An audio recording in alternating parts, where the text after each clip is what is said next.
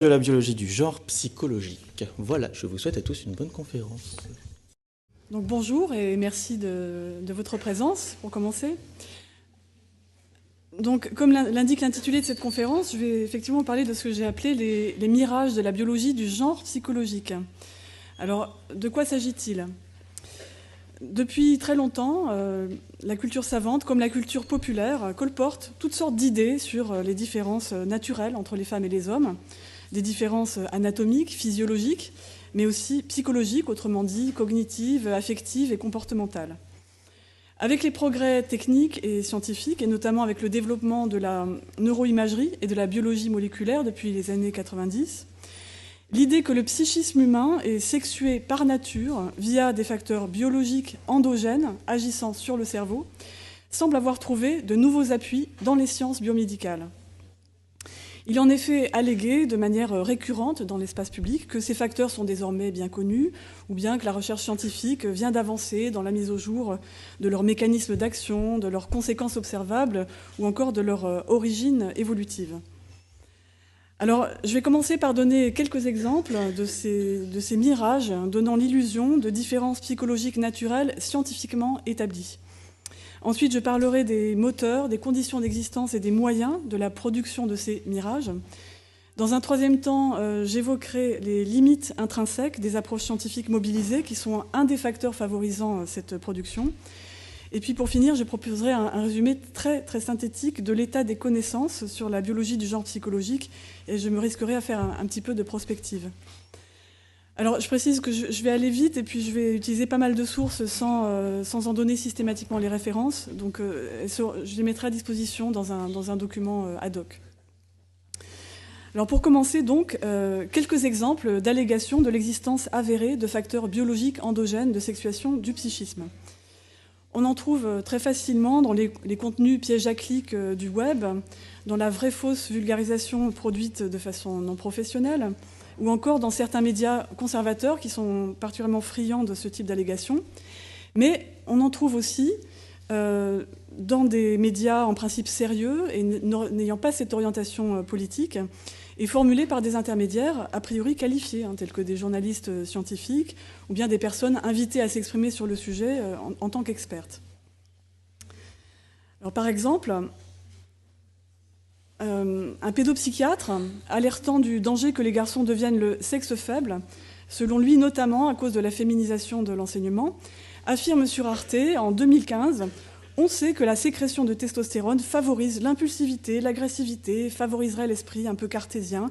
Donc oui, il y a des différences entre filles et garçons qui sont liées à l'imprégnation hormonale. » Un célèbre psychiatre ayant par ailleurs déclaré que le genre était une idéologie fondée sur une haine de la différence caractéristique des pervers, argue sur France Info en 2013 qu'on sait bien que pendant la grossesse, le cerveau des enfants est sculpté par la testostérone et qu'on sait maintenant aussi que la vasopressine est une neurohormone sécrétée plutôt par les hommes qui les encourage à passer à l'action. En plein débat post-affaire Strauss-Kahn, en 2011, un journaliste scientifique chevronné annonce dans Le Monde qu'on vient de montrer que les hommes ont plus que les femmes la faculté de sexualiser les situations de la vie courante. Et que selon lui, selon les biologistes, c'est un biais que l'évolution a imposé à l'espèce pour que les mâles ne ratent pas une occasion de s'accoupler. En 2012, dans son introduction à un dossier sur le sexe du cerveau, où il ironise sur la capacité de la théorie du genre à nier l'évidence, un ex-rédacteur en chef de magazine de vulgarisation de haut niveau, également auteur d'un essai sur les différences biologiques entre femmes et hommes, affirme que de l'écart génétique entre les sexes, qui écrase par son ampleur toutes les autres différences génétiques, il s'ensuit un câblage des comportements, du moins de ceux impliqués dans la recherche d'un partenaire. Toujours en 2012, dans le magazine Science et Vie, on annonce dans la rubrique « Bon à savoir » qu'une équipe suédoise vient de démontrer que les hommes sont naturellement plus aptes que les femmes à faire plusieurs choses à la fois. En 2013, la rédactrice en chef du magazine Sciences humaines prétend que le genre n'explique pas tout, car les travaux plusieurs fois reproduits du neuropsychiatre Simon Baron-Cohen montrent que dès les premiers jours de la vie, les bébés-filles fixent plus longtemps un visage humain, alors que les garçons sont plus attirés par des objets mobiles. Tout ça a l'air solide, et pourtant, rien n'est vrai. On On ne sait pas que la testostérone favorise chez l'être humain l'impulsivité, l'agressivité ou l'esprit un peu cartésien. C'est une notion qui est clairement absente de la littérature scientifique. Et on peut encore moins en déduire que ça cause des différences entre filles et garçons dans ces domaines. Même Melissa Hines, une actrice majeure de la recherche d'effets potentiels de l'exposition précoce à la testostérone sur le psychisme humain, indiquait en 2015, dans une revue consacrée aux différences biologiques entre les sexes, que seules certaines études suggéraient un effet possible sur l'agressivité ultérieure et que l'hypothèse d'un effet sur les capacités cognitives n'était pas étayée par des indices convergents. Alors je précise que le plus haut niveau de testostérone circulant chez les garçons à partir de la puberté n'a pas non plus d'effet avéré sur le psychisme. Alors que la culture populaire tient notamment pour acquis que cette hormone favorise l'agressivité, bien les chefs de file de la recherche sur ce sujet considèrent que les données disponibles plaident actuellement en défaveur de l'idée d'un tel effet causal direct. On ne sait pas du tout que durant la grossesse, le cerveau humain est sculpté par la testostérone. Donc ça, c'est une théorie très ancienne, mais non étayée de manière convaincante. Et il n'est vraiment pas difficile de trouver dans la littérature scientifique la plus récente en neurobiologie de multiples mentions du caractère hypothétique de cette théorie. On ne sait pas non plus que les hommes sont plus que les femmes encouragés à passer à l'action du fait d'un surcroît de sécrétion de vasopressine.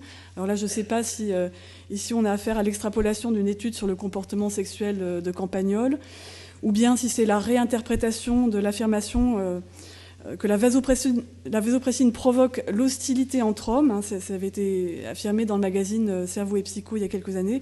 Bon, en tout cas, c'est fantaisiste. Les biologistes ne disent pas qu'un quelconque biais cognitif a été sélectionné chez les hommes au cours de l'évolution. Il s'agit en fait ici d'une hypothèse soutenue en l'occurrence par certains psychologues évolutionnistes.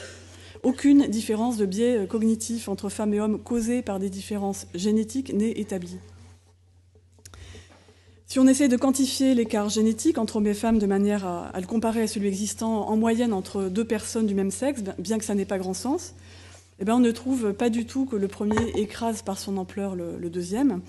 Et quant au câblage des comportements, qui différeraient selon le sexe, et qui serait induit par cet écart génétique, on serait vraiment bien en peine d'en trouver la moindre trace dans la littérature scientifique. L'étude évoquée par Sciences et Vie, faite par un chercheur seul, qui ne l'avait pas encore publiée mais qui se répandait déjà dans la presse, n'a pas démontré l'existence d'une différence d'aptitude en faveur des hommes en la matière, et encore moins une différence naturelle. Alors sans doute cette fausse information était-elle bonne à savoir pour le journaliste lassé d'entendre depuis 20 ans l'inverse, à savoir que les femmes seraient naturellement plus multitâches que les hommes, ce qui est également infondé. Enfin, quant aux travaux en question de Simon Baron-Cohen, publiés en 2000, ils n'ont pas montré ce qui est prétendu, ils n'ont jamais été reproduits, et il n'est nullement établi que dès les premiers jours de la vie, garçons et filles ont des attirances qui diffèrent en quoi que ce soit. Bon, mais après tout, les auteurs de tous ces discours ne sont que des médecins essayistes ou bien des journalistes, ce qui pourrait expliquer les libertés qu'elles et ils prennent vis-à-vis de l'état des connaissances scientifiques. On peut imaginer que quand ce sont d'authentiques chercheurs qui s'expriment, c'est plus fiable. Alors, par exemple, si une directrice de recherche en neurosciences écrit dans Le Monde que la souris chez qui l'action du gène de l'ocytocine est supprimée perd tout comportement maternel, et si ces résultats sont selon elle pertinents pour le comportement humain, c'est qu'il y a sans doute des fondements sérieux à l'idée populaire selon laquelle une forme d'instinct maternel est causée par l'ocytocine que les femmes sécrètent pendant l'accouchement en grande quantité et aussi pendant l'allaitement. De même, c'est un éminent chercheur qui affirme dans une conférence qui a fait référence pendant plusieurs années pour l'article de Wikipédia sur l'ocytocine que cette hormone, produite lors de l'allaitement, a une activité qui est très très proche de l'ecstasy, qu'ainsi le bébé reçoit à chaque tétée sa dose de drogue et que la mère va elle-même sécréter cette hormone pour produire le lait, donc elle se shoote elle-même, car, dit-il, il est important pour que la mère se lève 6 fois par nuit pour aller nourrir son petit pendant des mois, qu'elle ait une petite compensation, et la compensation, c'est le plaisir qu'elle se procure elle-même en produisant cette substance. Alors pourtant, à l'heure où écrivait cette chercheuse, les études publiées avaient au contraire toutes trouvé que les souris femelles chez qui l'action du gène de l'ocytocine ou de son récepteur avait été supprimée. Bien qu'elles ne puissent pas allaiter, ces souris avaient un comportement maternel normal ou au pire subtilement altéré dans certains cas. Alors, sans doute, cela donne moins envie de suggérer que c'est pertinent pour le comportement humain. Contrairement aux affirmations de ce chercheur, il y a vraiment très peu de chances que de l'ocytocine puisse passer du sein d'une femme au cerveau de l'enfant qu'elle allait. C'est une molécule qui est complètement différente et dont l'activité biologique est absolument incomparable à celle de l'ecstasy. Et l'idée que les femmes se shootent en produisant de l'ocytocine est a fortiori pour le moins spéculative. Alors pour finir cette longue introduction et commencer à voir d'un peu plus près comment sont fabriqués ces mirages, on va voir encore 2 exemples tirés de conférences grand public faites par un directeur de recherche en neurosciences cognitives pour défendre l'idée qu'il existe des différences cognitives entre femmes et hommes non explicables par des facteurs sociaux, des différences qui seraient causées notamment par l'imprégnation prénatale du cerveau par la testostérone, comme il l'explique en montrant la diapo du bas. Donc, laissant croire que l'expérience qu'on voit sur la diapo du haut a été réalisée plusieurs fois, y compris dans son labo, il explique que ce qu'on observe dans ce genre d'expérience, c'est que des bébés très jeunes, lorsque ce sont des filles, vont préférer regarder plus longtemps le visage féminin, mais lorsque ce sont des garçons, vont préférer regarder plus longtemps cette image abstraite. Or, une seule étude, en fait celle publiée par le groupe de Simon Baron-Cohen en 2000, que j'ai déjà évoquée, qui n'a jamais été répliquée et qui est très fragile, a suggéré qu'il pourrait exister une différence de ce type. De plus, elle a trouvé que 64% des filles ne préféraient pas le visage. Elle n'a pas trouvé chez les garçons de différence de préférence statistiquement significative entre les 2 stimuli. Enfin, le dispositif expérimental était très différent de ce que montre ce photomontage réalisé par l'orateur. Quant à la deuxième source entre guillemets citée, elle rapporte une expérience très différente, de plus faite à l'âge d'1 an, donc pas du tout dès la naissance. Alors, j'ajoute que la source qui est indiquée pour la diapo du bas, qui est un livre sur le genre du cerveau, publié par Melissa Hines, dont je vous ai déjà parlé, et dont il sera encore question, ne démontre absolument pas les origines génétiques et hormonales des différences, comme pourrait le laisser croire le titre de la diapo. C'est juste la courbe qui a été tirée du livre. Alors pour appuyer l'idée que certaines différences de comportement observées entre filles et garçons sont naturelles, ce chercheur donne comme autre argument ceci. Il y a des préférences pour des jouets qui sont différentes entre les garçons et les filles. Les jouets masculins, ça va être des jouets mécaniques avec des roues, des parties mobiles, et les jouets féminins, typiquement, ça va être des poupées.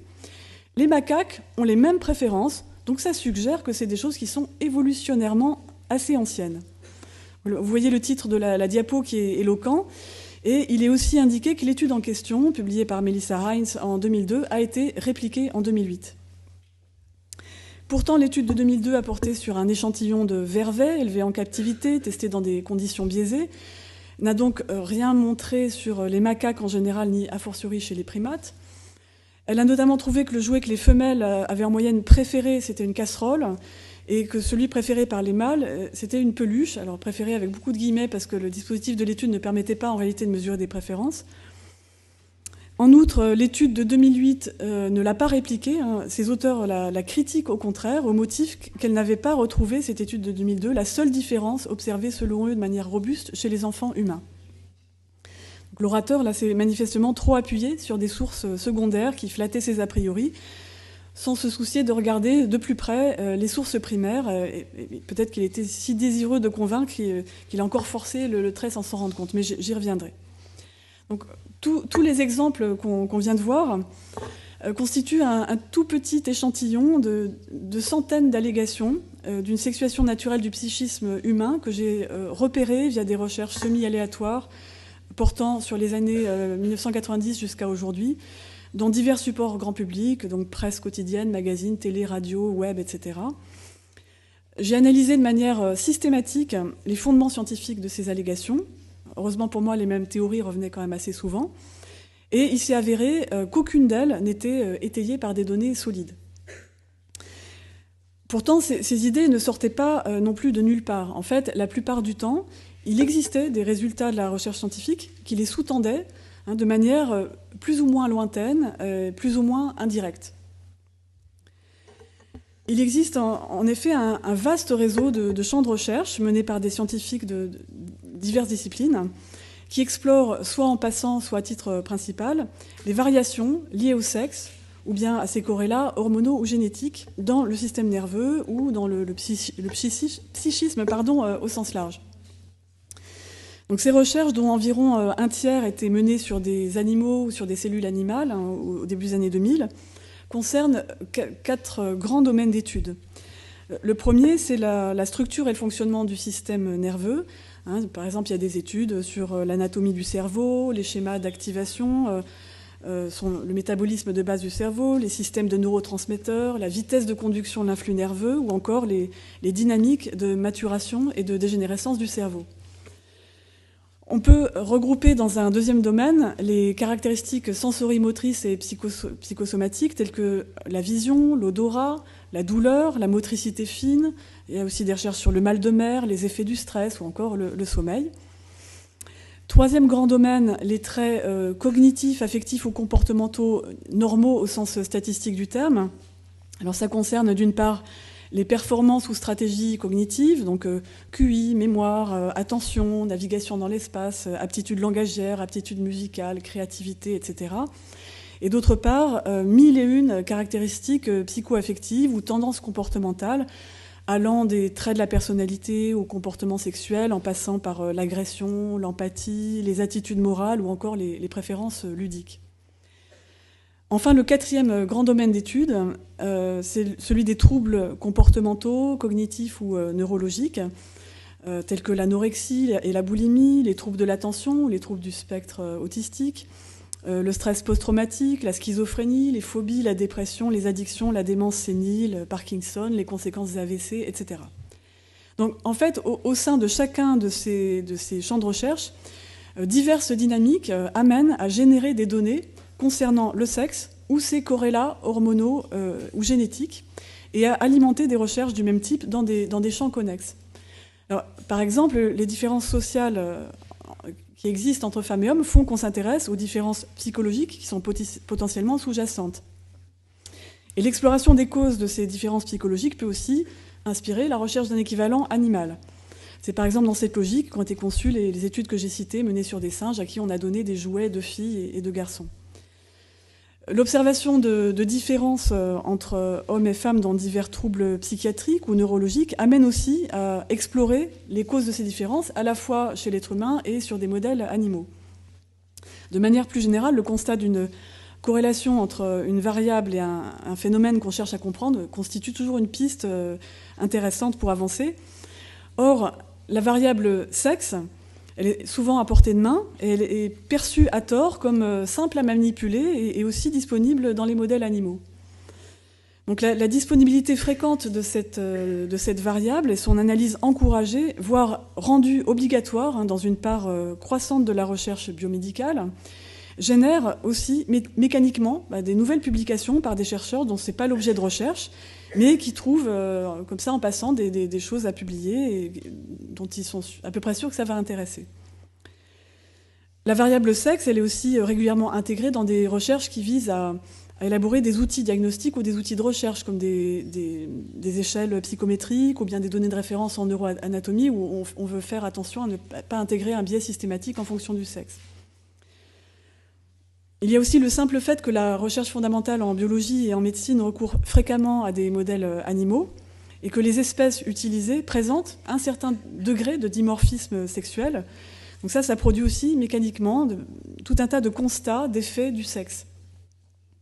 De plus, ces constats peuvent amener à chercher des effets comparables chez l'humain. C'est comme ça, par exemple, que la découverte chez le rat d'un noyau de l'hypothalamus dont le volume différait très nettement entre mâle et femelle et qui était impliqué dans le comportement sexuel a amené à essayer de chercher un équivalent dans le cerveau humain. Bon, il y a par ailleurs des enjeux financiers importants pour l'industrie pharmaceutique qui poussent à faire des recherches dans ces domaines, des enjeux associés notamment à la mise au jour d'effets psychotropes ou neuroprotecteurs des hormones dites sexuelles, pour par exemple justifier le traitement hormonal de la ménopause ou de l'hypogonadisme, et des enjeux associés aussi à la mise au jour de différences entre les sexes qui permettraient de développer des traitements sexospécifiques plus efficaces. Bon, il y a des progrès techniques, des recompositions disciplinaires, des évolutions sociétales qui ont aussi contribué à dynamiser toutes ces recherches, et même des préoccupations écologiques, avec le souci des effets des perturbateurs endocriniens. Bref, je vais pas tout détailler. Ce que je veux faire comprendre, c'est qu'il y a de multiples moteurs qui concourent à la production de publications scientifiques sur tous ces sujets, et ce, en quantité. J'ai étudié cette production il y a quelques années sous un angle quantitatif, en utilisant une base bibliographique de référence. Pour vous donner une idée, le rythme de publication annuelle sur ces sujets a triplé entre 1991 et 2007, en partie sous l'effet de l'inflation globale de la publication scientifique dans les disciplines concernées, mais en partie seulement. Donc, en 2007, on en était à peu près 3000 nouveaux articles par an concernant ces sujets. Ça fait plus de 8 par jour, et ça n'a sans doute pas ralenti depuis. Alors, je signale que le poids des États-Unis dans la production de cette littérature était vraiment écrasant, bien que déclinant régulièrement au fil des années. Les deux autres plus gros producteurs étaient le Royaume-Uni et le Canada, loin devant la France, qui ne contribuait qu'à environ 2%. Donc tous ces articles scientifiques publiés en flux continu rapportent des données qui peuvent éventuellement constituer des indices d'une sexuation biologique des dispositions psychiques humaines. Tout le problème réside dans la façon dont ces données sont générées, sélectionnées et présentées. Sous l'effet et à la lumière d'une demande sociale, donc il y a divers ressorts au-delà des moteurs que je viens d'évoquer, des chercheurs font des observations. Certaines d'entre elles sont sélectionnées, mises en forme et publiées dans des revues scientifiques. Une toute petite partie de cette littérature est ensuite à nouveau sélectionnée pour être communiquée au grand public, et son contenu est au passage synthétisé, reformulé pour être rendu accessible et susciter l'intérêt. On peut ainsi concevoir le processus de communication scientifique comme un processus de production, de représentation de la réalité comportant deux grandes étapes. Et le problème, comme on va le voir, c'est que ces deux étapes sont entachées de défauts qui créent de multiples distorsions. Alors, concernant la première étape, il faut d'abord rappeler que les revues scientifiques, ce ne sont pas des recueils de découvertes ou de vérités scientifiques qui seraient documentées comme ça au fil de l'eau. Les revues, c'est des lieux de partage de résultats que des pairs ont jugé pertinent, dans un contexte donné, de publier sous cette forme. Ces résultats, ils sont obtenus par des procédés d'investigation socialement, historiquement situés, et qui sont d'autant plus imparfaits qu'ils portent ici sur du vivant qui est régi par de multiples facteurs non contrôlables. L'exposé de la méthodologie présent dans les articles est censé permettre aux autres chercheurs d'évaluer à la fois la portée et la solidité des résultats, mais aussi de tenter de les répliquer. Parce que pour qu'un résultat soit considéré comme établi dans les sciences expérimentales, une condition minimale, c'est sa réplication indépendante.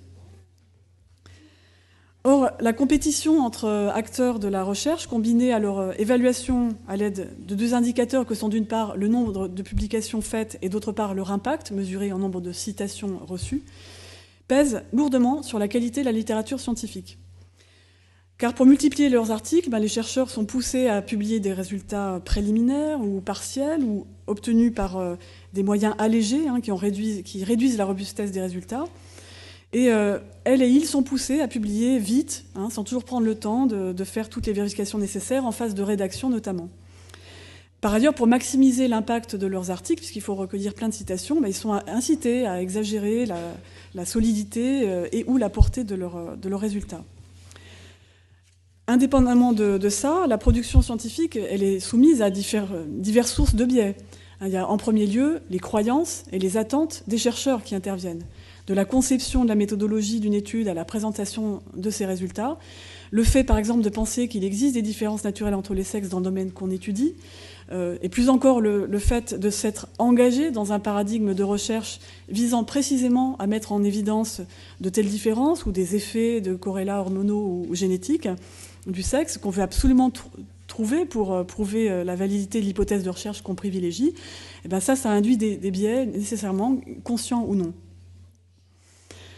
Il existe aussi des biais induits par des enjeux financiers, par des effets de mode, ou encore il y a le biais classique en faveur de la publication des résultats positifs, c'est-à-dire des constats de l'existence d'un effet statistiquement significatif d'un facteur qu'on étudie, par opposition au constat d'une absence d'effet.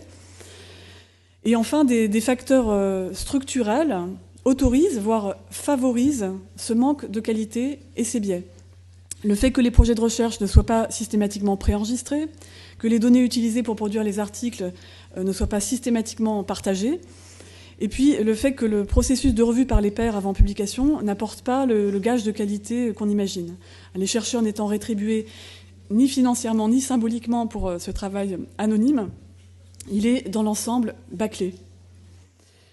Donc, en raison de tout ça, premièrement, il y a de très nombreux résultats publiés qui sont fragiles, c'est-à-dire qu'ils suggèrent des conclusions ayant un fort risque de s'avérer finalement erronées. C'est ce qu'on appelle des faux positifs.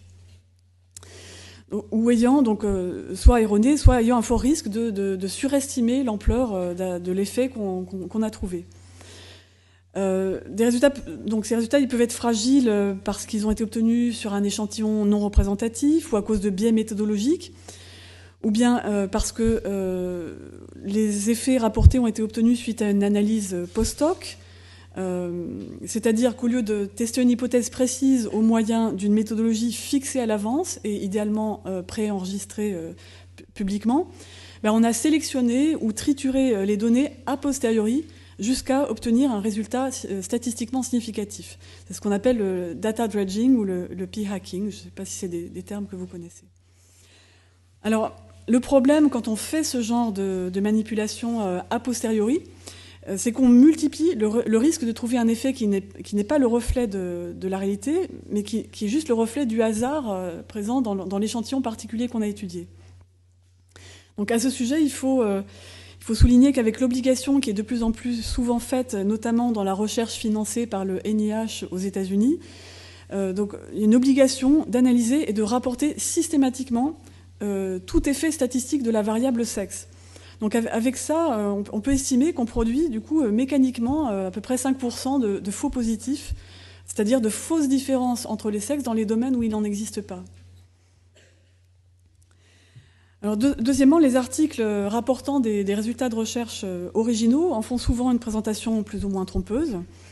Le titre et l'abstract, typiquement, exagèrent la portée ou la solidité des résultats.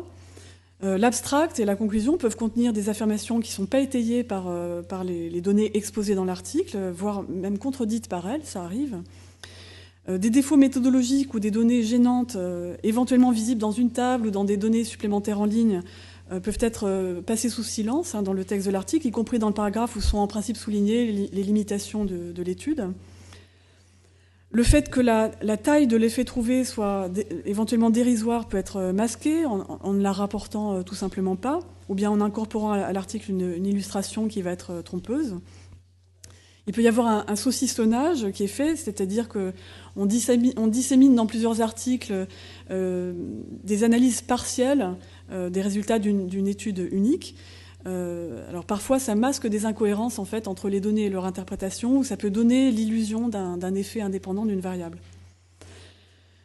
Un article scientifique peut aussi contenir des erreurs tout simplement conséquentes, sans faire l'objet d'un erratum, ou le cas échéant, sans que les corrections qui ont été apportées dans l'erratum soient ensuite prises en compte par les gens qui vont citer l'article. Troisièmement, la présentation de l'existant qui est faite dans le paragraphe d'introduction d'un article, donc le paragraphe qui contextualise une étude, ou bien dans le paragraphe de discussion des résultats qui les met en perspective. Cette présentation de l'existant, elle est souvent trompeuse.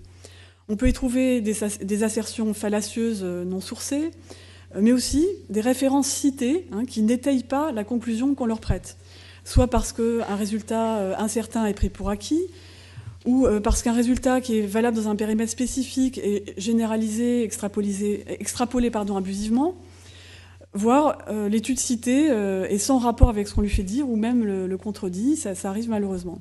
Alors, sans parler de mystification délibérée, il suffit pour ça que les chercheurs citent une étude en se contentant d'avoir lu l'abstract, ce qui est bien plus courant qu'on ne le pense, et il suffit que cet abstract soit trompeur, comme on l'a vu, ça existe aussi.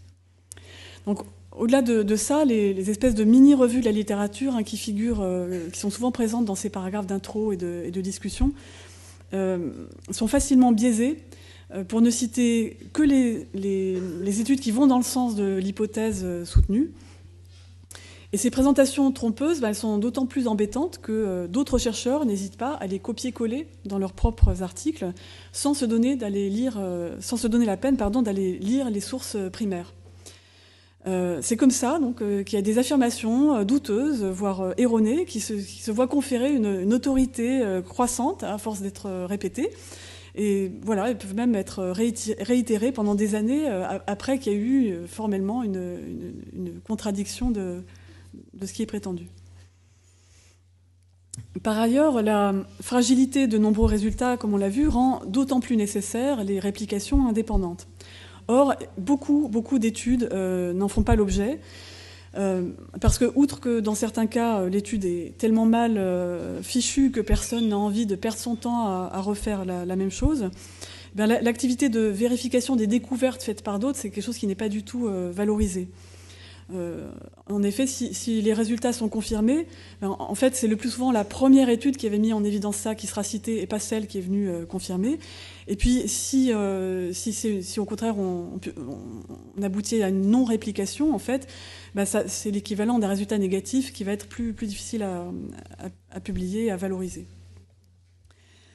Enfin, les méta-analyses, qui permettent de compiler les données variables obtenues sur différents échantillons pour obtenir un résultat plus robuste, elles sont souvent impossibles ou biaisées du fait de manque de précision dans l'exposé de la méthodologie ou dans l'exposé des résultats de certaines études, du fait de la diversité des outils utilisés par différents groupes de recherche, ou bien parce que ces méta-analyses ne prennent pas en compte des résultats négatifs non publiés ou non mis en évidence dans des articles dont ce n'est pas le sujet principal. Donc il y a de nombreuses hypothèses très mal étayées ou ayant fait l'objet de publications contradictoires qui restent comme ça incertaines malgré l'existence de publications. Alors tout ce que je viens d'évoquer, c'est décrit dans la littérature de ce qu'on appelle la littérature de recherche sur la recherche. Mais en ce qui me concerne, c'est vraiment sur le tas, en analysant plusieurs centaines d'articles de mon corpus, que j'ai découvert tous ces phénomènes et vu combien ils étaient courants. Alors, je vais juste donner 3 exemples qui en illustrent plusieurs à la fois de ces phénomènes. Alors, voilà, je les ai choisis parce qu'ils étaient assez emblématiques de la fabrication des mirages de la biologie du genre psychologique. Donc, un paradigme d'étude historiquement important, c'est celui de l'écoute dichotique. Donc, c'est basé sur des expériences où on fait entendre des choses différentes à l'oreille gauche et à l'oreille droite en même temps. C'est Doreen Kimura, une neuropsychologue canadienne qui était très convaincue de l'existence de différences cognitives naturelles entre femmes et hommes qui a joué un rôle clé dans la diffusion de cette thèse, qui a adapté ce paradigme de recherche au début des années 60 pour estimer le degré de latéralisation cérébrale du traitement du langage. Et ces études ont vraiment été beaucoup mobilisées à l'appui de l'idée que les femmes avaient un cerveau naturellement moins asymétrique que celui des hommes, plus adapté aux tâches langagières et moins adapté aux tâches visio-spatiales. J'imagine que c'est des idées que vous avez en tête. Donc ici, vous voyez ce qu'on appelle un diagramme en entonnoir, donc tiré d'une méta-analyse des études qui ont été faites dans le cadre de ce paradigme. Donc ce type de diagramme positionne chaque étude selon la taille de son échantillon en ordonnée et en abscisse selon la direction et la taille de la différence qui a été trouvée entre la moyenne des femmes et la moyenne des hommes. Alors on voit bien ici le phénomène de surestimation des différences par les premières études. La plupart ont été faites sur des petits échantillons, elles sont donc situées en bas du graphique. Elles ont trouvé une large différence entre les sexes. Mais celles faites ensuite sur de plus gros échantillons, dont le résultat doit normalement tendre vers la valeur réelle, n'ont pas retrouvé ces différences très importantes. Donc là, on devine le biais de publication, à la fois parce qu'il y a relativement peu d'études en bas du graphique qui n'ont pas trouvé de différences significatives. Voilà, parce qu'un résultat négatif obtenu sur un petit échantillon, mécaniquement, il a moins de chances d'être publié. Et puis aussi parce qu'on détecte visuellement un léger biais de publication en faveur des études qui sont à droite, donc celles ayant trouvé une différence dans le sens attendu par les chercheurs, c'est-à-dire indiquant une plus grande latéralisation chez les hommes. S'il n'y avait aucun biais, le graphique devrait être vraiment symétrique de part et d'autre de la moyenne globale sur l'ensemble des études, qui est très proche de 0 dans ce cas. Ce n'est pas tout à fait le cas si on regarde bien, même si l'auteur de la méta-analyse dit que le biais de publication n'est pas significatif dans ce cas-là. Alors on voit aussi dans cet exemple que même en prenant pour argent comptant la conclusion de la méta-analyse, bien qu'elle soit à mon avis discutable, donc à savoir que ces études ont dans l'ensemble montré une différence de latéralisation en faveur des hommes statistiquement significative, cette différence moyenne, elle est si faible qu'on pourrait en théorie apparier 98% de la population, 90% des gens avec quelqu'un de l'autre sexe qui aurait exactement le même degré de latéralisation. Bon, pourtant, les études relevant de ce paradigme de recherche ont régulièrement été citées pour affirmer que les hommes sont plus latéralisés que les femmes. Alors, autre exemple, c'est l'article rapportant les fameux travaux de Simon Baron-Cohen que j'ai déjà évoqué, parce que c'est vraiment une étude clé, un argument clé qui est constamment invoqué depuis des années pour prétendre que dès la naissance, les filles et les garçons ont des préférences différentes. Cette étude, elle a été publiée malgré sa grande fragilité, elle a été faite sur un tout petit échantillon, son dispositif de test était vraiment très mal contrôlé, ça amenait vraiment de forts risques de biais. L'article contenait des signes assez clairs d'analyse de post-hoc que j'ai évoqué tout à l'heure. Il y avait même des anomalies flagrantes dans l'analyse statistique et même une erreur grossière. Alors, en plus, son abstract véhiculait 4 assertions non étayées par les résultats de l'étude. Ces résultats n'ont jamais été répliqués, comme je l'ai dit, et il existait même d'autres études antérieures et postérieures ayant exploré des différences du même type et n'ayant pas trouvé de différence entre bébés-filles et garçons. Fin 2013, j'ai analysé tous les articles scientifiques qui citaient cette étude, et j'ai pu constater que 87% lui attribuaient à tort donc, la monstration d'au moins une des assertions infondées qui étaient présentes dans l'abstract, 82% généralisaient abusivement ces résultats, 46% ajoutaient au moins une information erronée dans la description de cette étude, y compris même l'invention pure et simple de constats qui n'étaient pas du tout dedans.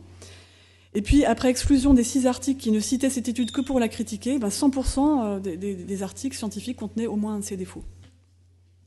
Je n'ai pas fait le même type d'analyse systématique pour l'étude sur les singes, mais je pense que les biais de citation sont de la même nature pour cette étude-là.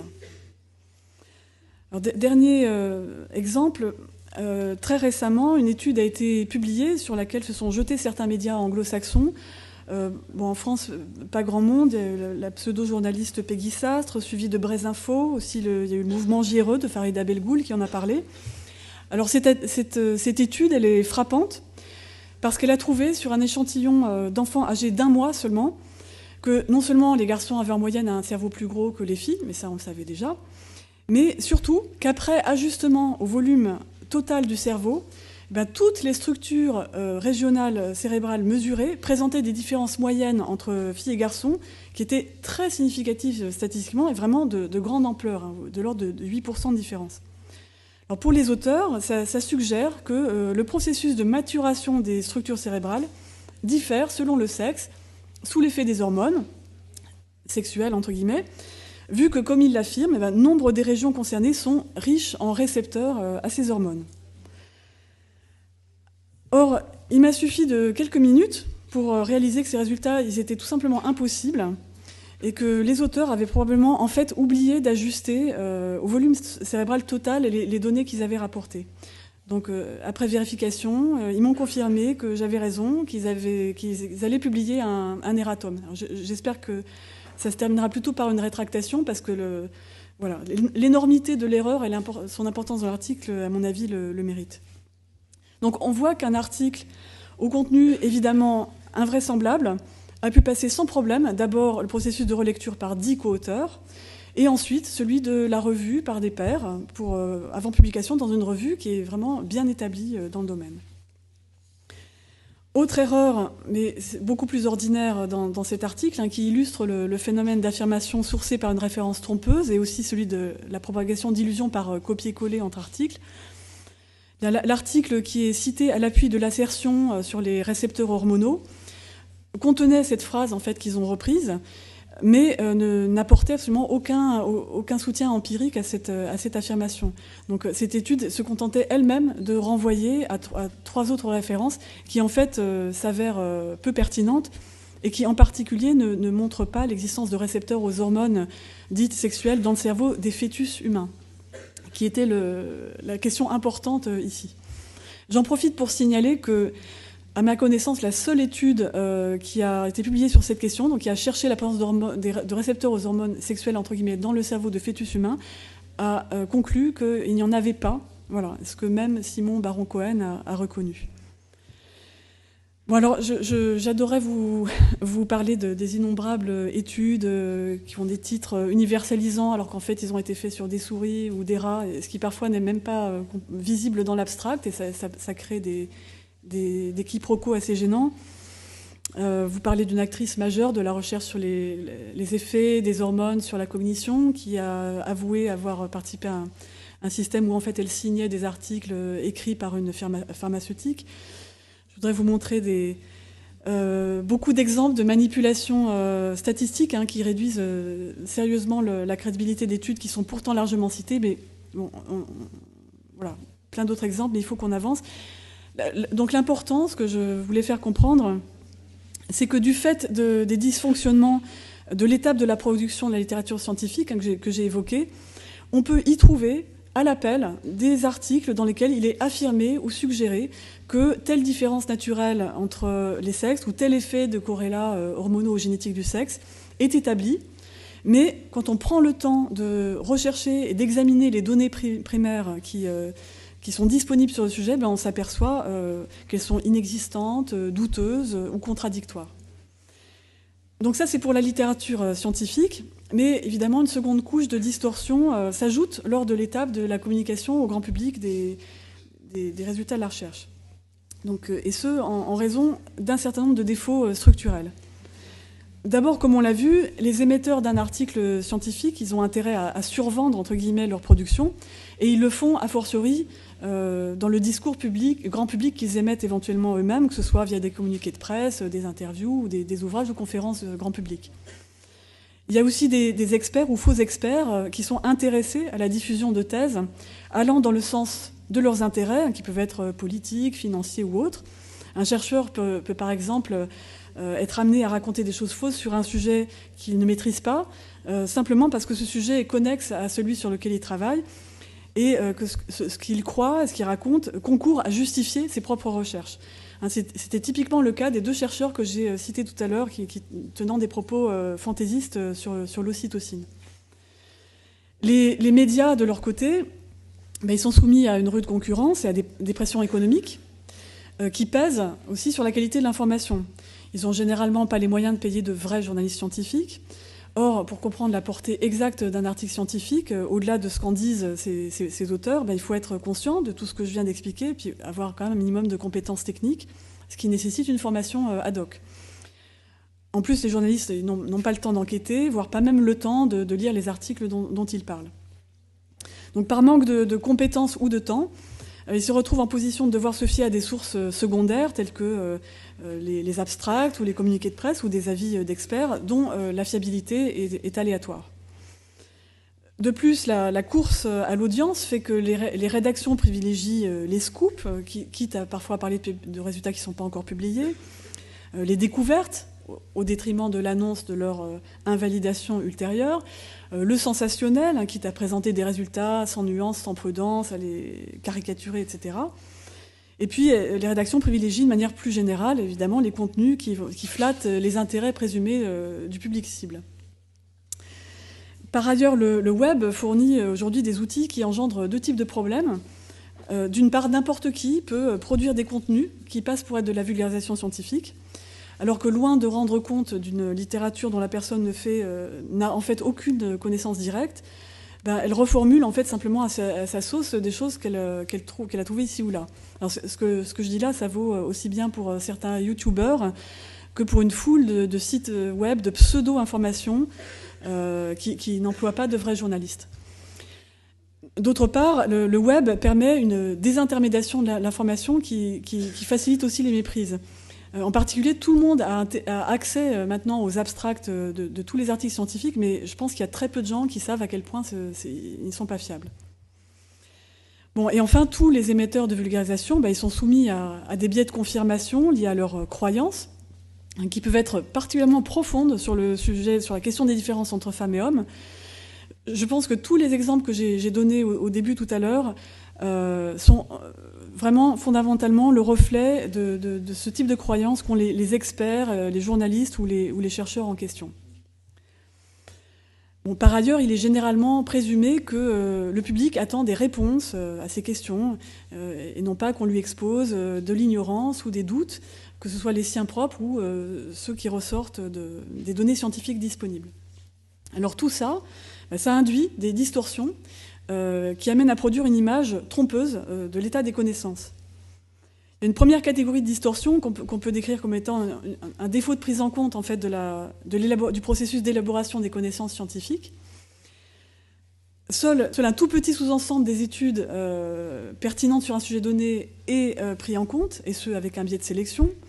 Alors, ça concerne à la fois le compte-rendu au fil de l'eau de l'actualité scientifique, mais aussi il y a nombre de discours de synthèse qui vont donner à tort l'impression qu'il existe un faisceau d'indices convergents. Donc, l'invocation d'un tel faisceau d'indices convergents, ça c'est vraiment un poncif de la défense de l'idée de sexuation endogène du psychisme humain. Il y a aussi des conclusions trop hâtives et définitives qui sont formulées à partir d'études pionnières sans attendre leur réplication indépendante et sans se demander si elles sont solides.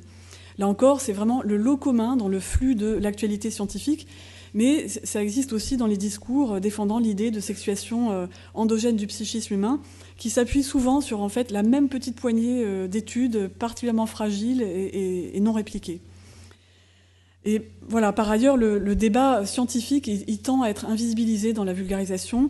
Les controverses scientifiques sont souvent ignorées. On cite généralement les résultats d'une étude sans faire état de l'existence éventuellement de résultats contradictoires antérieurs.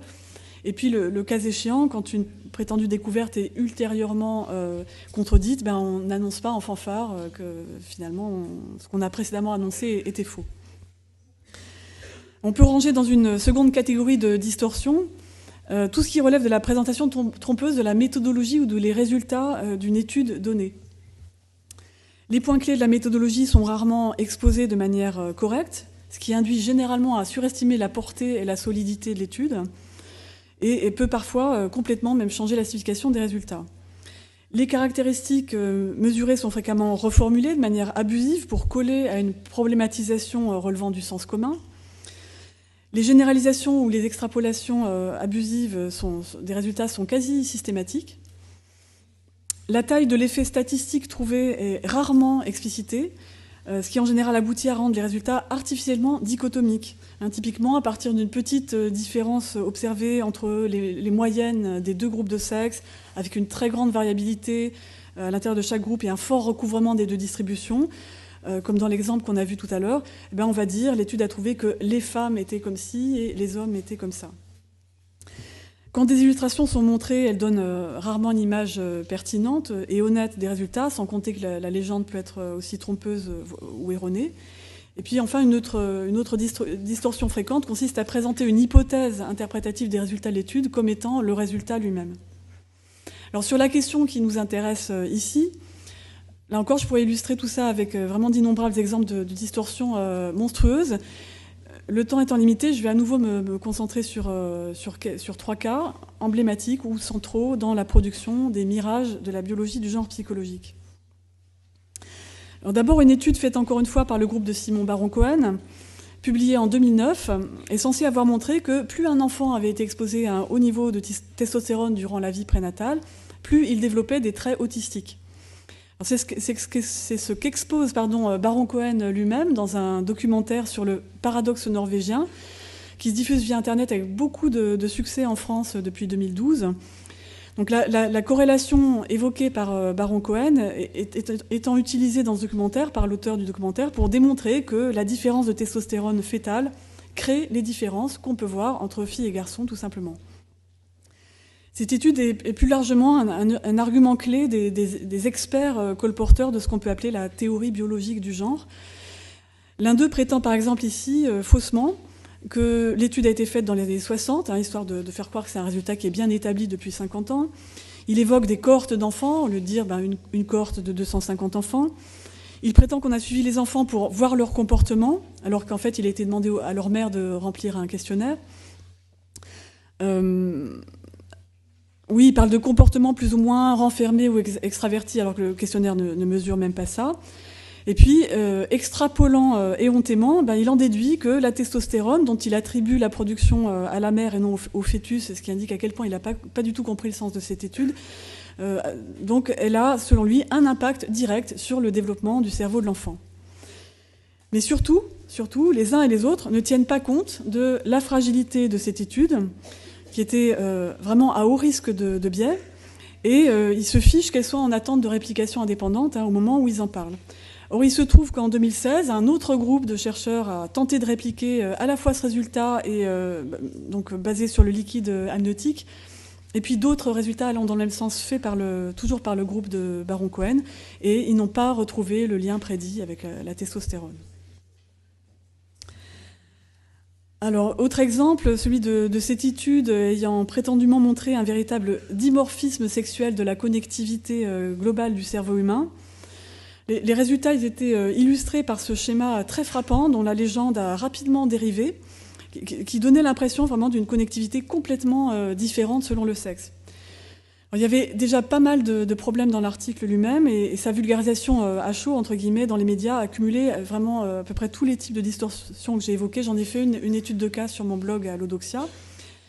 Mais en plus, cette étude, elle a continué à être instrumentalisée en étant indûment généralisée, extrapolée, surinterprétée. Alors, par exemple, dans le magazine Cerveau et Psycho, contre la théorie du genre, dans Wikipédia, au sujet des études de genre, sur un site d'évangélisation catholique, pour les raisons que vous pouvez deviner, ou encore par deux chercheurs prétendant montrer qu'il existe des conséquences, notamment psychologiques, aux différences liées au sexe génétique existant dans toutes les cellules du cerveau. Or, il faut rappeler que cette étude, pionnière par sa méthodologie, ne disait absolument rien des éventuelles conséquences fonctionnelles des différences trouvées dans la connectivité cérébrale, et qu'elle a en réalité trouvé un effet statistique du sexe vraiment très très modeste au regard de la variance totale, donc pas du tout une dichotomie selon le sexe. Et puis en plus, une étude publiée très peu de temps après a trouvé qu'en ajustant les mesures à la taille du cerveau, les différences entre les sexes disparaissaient. C'est-à-dire qu'à taille de cerveau égale, il n'y avait pas de différence entre la moyenne des hommes et la moyenne des femmes dans l'échantillon sur lequel ça a été mesuré. Donc en fait, il est fort possible que, comme de nombreuses différences neuroanatomiques moyennes entre hommes et femmes qui ont été invoquées avant celle-ci, il est fort possible que ces différences ne correspondent pas du tout à une sexuation de telle ou telle région ou structure du cerveau sous l'effet de l'expression des gènes des chromosomes X et Y, mais résultent simplement d'un ajustement au volume total cérébral. Je vois que le temps passe, je vais passer rapidement sur le troisième exemple, où on voit en fait comment une petite étude préliminaire de neuroimagerie fonctionnelle avait donné lieu en 1995 à des comptes rendus médiatiques vraiment complètement délirants, et comment, malgré l'existence de nombreux résultats contradictoires obtenus sur de plus gros échantillons, puis la publication de méta-analyses concluant à l'absence de différences statistiquement significatives entre femmes et hommes dans le domaine en question, en l'occurrence, le Vatican a durablement instrumentalisé une petite étude qui avait trouvé le contraire. Alors, je l'ai dit tout à l'heure, et on vient de le voir dans ces exemples, une des manières de produire les mirages dont je parle consiste à prendre une hypothèse interprétative du résultat d'une étude comme étant elle-même un résultat scientifique. Ce qui repose, au fond, sur un manque de prise en compte des limites intrinsèques, des approches de recherche mobilisées qu'il faut bien comprendre. Alors, je vais citer que les principales. Donc, un premier cas de figure, c'est l'évocation de la mise au jour du caractère naturel d'un phénomène humain à partir simplement de l'observation d'un phénomène jugé analogue fait sur des animaux. Donc quand c'est pas dit explicitement, parfois c'est suggéré par l'usage d'un vocabulaire anthropomorphique. Or, un constat, même fait sur plusieurs espèces, ne peut jamais être extrapolé automatiquement à l'être humain, a fortiori s'il concerne le cerveau, qui distingue quand même notablement notre espèce des autres, ou s'il concerne des comportements dont la plasticité est quand même assez remarquable dans notre espèce. C'est d'autant plus délicat que quand ces constats diffèrent d'une espèce à l'autre, ce qui concerne, y compris les comportements sexuels, par exemple, y compris qui sont divers même parmi les mammifères. Et c'est délicat aussi quand l'extrapolation se heurte à un obstacle majeur. Par exemple, il est pour le moins délicat d'extrapoler certaines études animales pour affirmer, comme le font certains, que le modelage sexué du cerveau humain, il est opéré par la testostérone après sa conversion locale en œstradiol, alors que les personnes qui sont génétiquement XY, qui sont insensibles aux androgènes, qui produisent normalement la testostérone et qui la convertissent normalement en œstradiol, auxquelles elles sont normalement sensibles, ces personnes-là, elles ont un développement typiquement féminin. Donc là, il y a une contradiction qui est difficile à gérer. Alors, par ailleurs, des scénarios relevant de la psychologie évolutionniste, censés expliquer des différences moyennes observées entre hommes et femmes aujourd'hui par des prédispositions génétiques qui auraient été sélectionnées au cours de l'évolution, sont présentés comme des explications biologiques, assez souvent. Or, les résultats proprement dits de ces recherches, c'est typiquement des constats banals de différences comportementales. Donc, tant que la prédisposition biologique présumée n'est pas elle-même mise au jour, ces scénarios sont vraiment des pures conjectures, sachant qu'ils reposent en outre souvent toujours d'ailleurs sur des hypothèses qui sont invérifiables concernant notre passé lointain, et ils reposent sur des postulats qui sont même parfois contredits par des données disponibles. Alors, il arrive aussi qu'à partir du constat d'une différence moyenne de performance à un test, on parle de sexe plus doué que l'autre, ou ayant un avantage sur l'autre, ou qu'on qualifie une différence de prévalence d'un trouble psychiatrique d'inégalité entre les sexes face à ce trouble, ou encore qu'on qualifie de biologique une différence cérébrale qu'on a constatée à un instant T. Donc comme si tous ces constats valaient démonstration d'une différence naturelle, dès lors que les groupes qui sont comparés sont les groupes de sexe.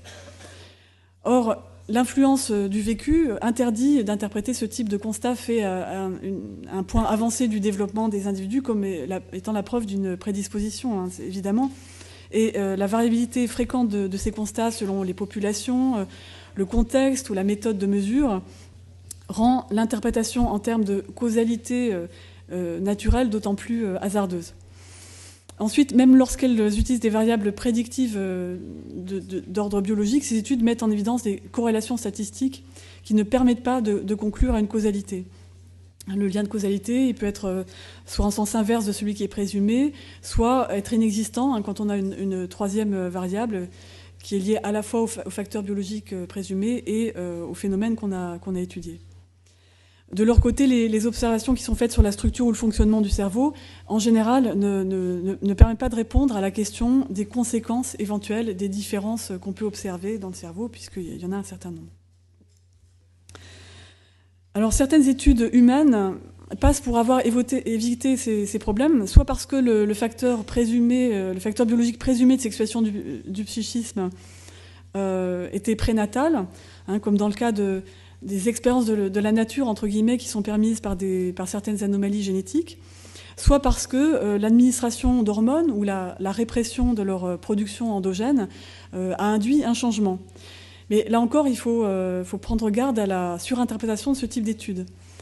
D'abord, on ne peut pas déduire des effets handicapants d'une anomalie génétique que les variations normales du locus génétique concerné ont un effet de même nature dans la population générale.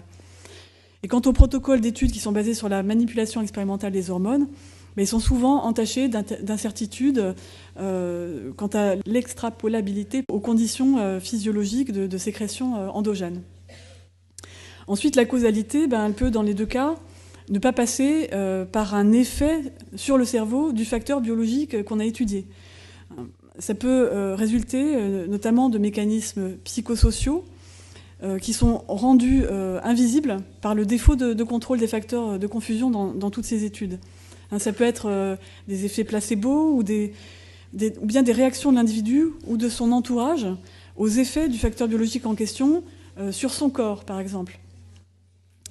Donc c'est comme ça, par exemple, que les effets apparents des androgènes administrés à des personnes trans ou bien observés chez des femmes soumises in utero à une forte androgénisation sont interprétés avec prudence, parce que les effets de ces hormones sur leur corps, là pour le coup ces effets réels, ainsi que les croyances qui sont très répandues sur les effets présumés psychotropes de ces hormones, ça peut indirectement peser sur leur comportement.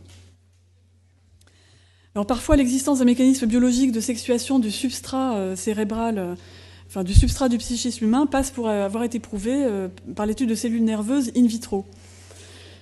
Or, là encore, on ne peut pas directement conclure. Hein, ces cellules, elles sont le plus souvent issues de rongeurs ou de régions bien spécifiques du système nerveux, ou à défaut de culture de cellules humaines, souvent tumorales, qui sont par définition anormales. Donc ces cultures cellulaires ne sont pas forcément représentatives. De plus, les conditions expérimentales diffèrent des conditions physiologiques. Hein. C'est clair qu'une culture de cellules ou même une tranche de cerveau isolée ne réagissent pas de la même façon qu'un réseau de cellules vivantes interagissant avec tout le reste de l'organisme. Donc, par exemple, les effets observés des hormones peuvent s'avérer in vivo, être opérés via la production locale des hormones testées, et non pas, c'est pas un effet dans ce cas-là des hormones gonadiques, selon donc un schéma distinct de leur production gonadique, ou bien ces effets constatés in vitro peuvent être empêchés ou compensés par d'autres choses in vivo. Donc, de manière générale, il est délicat d'interpréter des micro-différences biologiques qui peuvent se compenser mutuellement. Alors, pour finir, qu'est-ce qu'on peut dire en synthèse de l'état des connaissances scientifiques concernant les effets du sexe génétique sur la cognition et les comportements humains via une action biologique sur le cerveau? Là, en fait, on peut le résumer assez simplement. Hormis dans le cas de certaines anomalies génétiques qui sont à l'origine de troubles neurodéveloppementaux, dont la gravité varie en moyenne selon le sexe et on sait pourquoi, aucun mécanisme biologique endogène de sexuation du psychisme humain n'est établi. Aucune étude n'a mis en évidence une différence psychologique ou comportementale entre femmes et hommes qui serait impossible à expliquer par des facteurs contextuels, sociaux et culturels, dont les effets de ces facteurs sont, pour le coup, au contraire avérés et sont admis même par les chercheurs les plus résolument engagés dans la recherche de facteurs biologiques. Aucune étude n'a apporté la preuve de l'existence d'un facteur biologique endogène de sexuation du psychisme via une action sur le cerveau, notamment à cause des limitations des différentes approches mobilisées que j'ai évoquées à l'instant. Alors, à défaut de pouvoir administrer une preuve formelle, il faudrait au moins que les résultats issus de plusieurs approches soient déjà solides individuellement et qui forment entre eux une chaîne complète d'indices totalement convergents. Or, ces conditions, jusqu'à maintenant, n'ont jamais été réunies.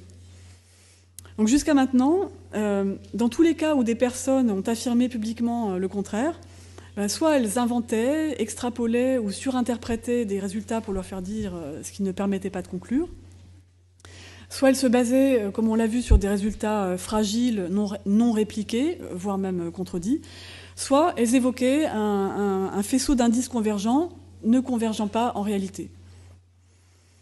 Alors maintenant, ça ne veut pas du tout dire que la question est réglée et qu'on ne trouvera rien, bien sûr.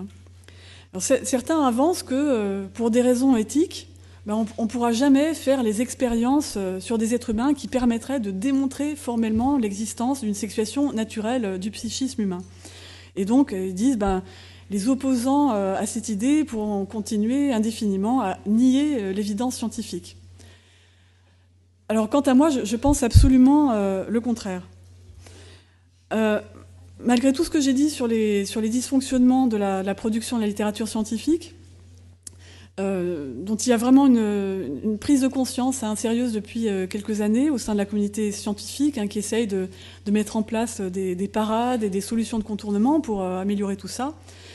Moi, je crois en la science en général et en particulier en sa capacité à avancer sur cette question.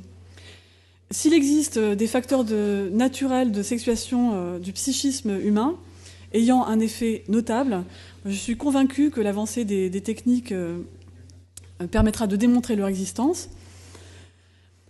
Le cas échéant, il me semble d'ores et déjà clair que leur effet sera de toute façon ténu, en tout cas négligeable, au regard de tout ce qui détermine notre façon de percevoir le monde, de penser et de nous comporter. Et puis, voilà, des effets qui sont de toute façon impropres à causer un quelconque dimorphisme à proprement parler. Alors si en revanche il n'existe pas de tels facteurs, je gage qu'on ne cessera pas pour autant d'en chercher avant longtemps, très très longtemps, c'est-à-dire tant que la catégorisation binaire de sexe continuera à être aussi structurante, aussi omniprésente dans nos sociétés et dans nos cultures, et tant que subsisteront des différences de comportement observables entre hommes et femmes. Parce qu'on aura du mal, à contrario, à prouver qu'il n'existe pas du tout de tels facteurs. L'histoire montre qu'à chaque fois qu'une piste de recherche s'avère être une impasse, ou à chaque fois qu'une différence qu'on avait cru mettre en évidence s'avère finalement être inexistante, il est toujours possible de formuler de nouvelles hypothèses, de raffiner les modèles, les méthodologies de recherche, etc. Donc on n'en a pas fini avec la biologie du genre psychologique et ses mirages, croyez-moi. Alors, je termine juste sur cette image qui a été diffusée sur les réseaux sociaux par l'auteur principal d'une étude qui est l'autre étude qui est citée depuis 2017 dans Wikipédia sur l'article, au paragraphe biologie de l'article étude de genre. Donc c'est une étude qui n'est toujours pas publiée, mais voilà, et dont la présentation des résultats en fait continue à être modifiée. Et l'auteur a diffusé cette image justement quelques jours après avoir rendu public ses premiers résultats. Voilà, j'espère que c'est juste un hasard et juste de l'humour de sa part. Je vous remercie pour votre attention.